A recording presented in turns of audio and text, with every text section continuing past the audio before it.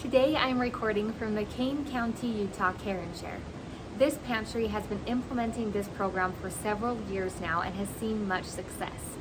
One of the simple ways that you can make adjustments is to rearrange foods within your shelves, positioning healthy options at eye level and lowering options that are less healthy for your recipients. Here's an example. When we have canned fruits, we can choose options that are packed in fruit juice or in light syrup. So having these extra light syrup options, these heavier syrup options could be placed on a lower shelf so that the attention is drawn and highlighting these healthier choices. Another example is to reposition some of the foods within that category.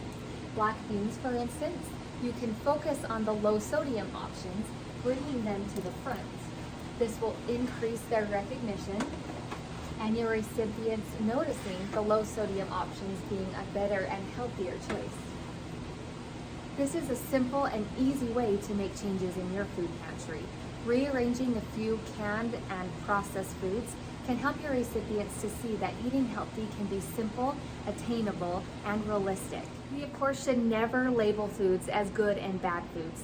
We simply teach moderation in all things and highlight the healthier options to be eaten more often to improve your body's well-being and prevent chronic disease development.